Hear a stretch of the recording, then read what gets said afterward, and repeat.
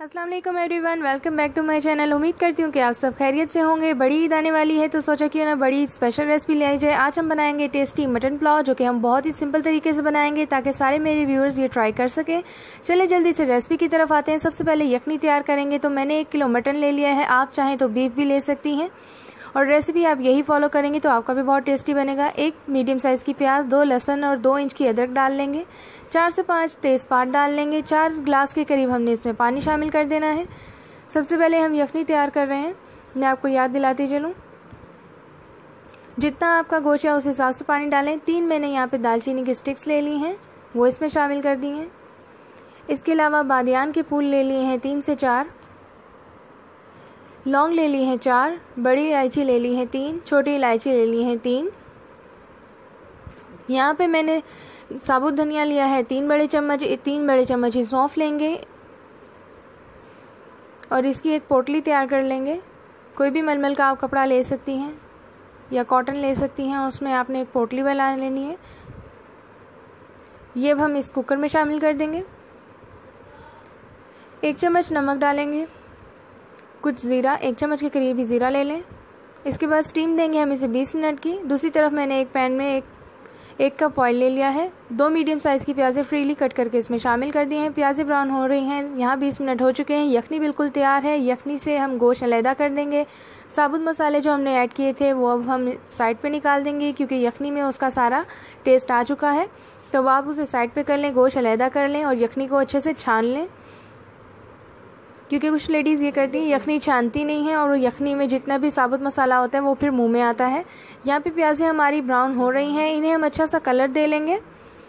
साथ ही हम इसमें एक चम्मच के करीब ज़ीरा डाल देंगे। मैंने छोटे छोटे से चम्मच डाले हैं, ये तकरीबन 1 खाने का चम्मच ज़ीरा हो गया है। 2 चम्मच के करीब कुटी हुई लाल मिर्च शामिल कर देंगे। नमक 1.5 चम्मच आप अपने हिसाब से शामिल करें, जितने आप चावल बना रही हैं। 1.5 चम्मच के करीब ही हमने इसमें गरम मसाला ऐड किया है। 3 मीडियम साइज़ के टमाटर ऐड कर रही हूँ। लहसुन अदरक का पेस्ट मैं शामिल नहीं करी, क्योंकि मैंने यखनी में लहसुन अदरक डाल दिया था। अगर आपने चाहती हैं तो आप इसी प्रोसेस में डाल सकती हैं। यहाँ पे उबला हुआ गोश्त मैंने इसमें शामिल कर दिया है। अच्छे से भूनेंगे 10-15 मिनट तक के लिए। यहाँ पे हमने भूनते भूनते ही इसमें 5 से 6 हरी मिर्चें फ्रीली कट करके शामिल कर देनी है। गोश्त हमारा भुन चुका है।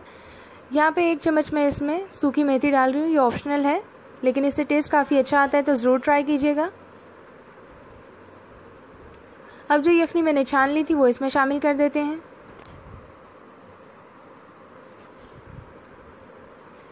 यहाँ पे मैंने किलो चावल ले लिए हैं, ये मैंने पहले से भिगो के रखे थे।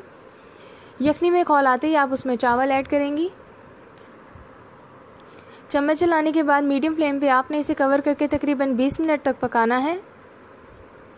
20 मिनट बाद हमारे चावल में 1 कनी बाकी रह गई है, तो अब हम इन्हें पहले मिक्स करेंगे, उसके बाद हम इसे दम देंगे। दम देने के लिए आपने जो देगची का कवर है उसे दस्तरखान लपेट लेना है और उसे दम वाली आंच पे तकरीबन 15 मिनट तक की आपने 15 या 10 मिनट आपने इसे अच्छे से पकाना है।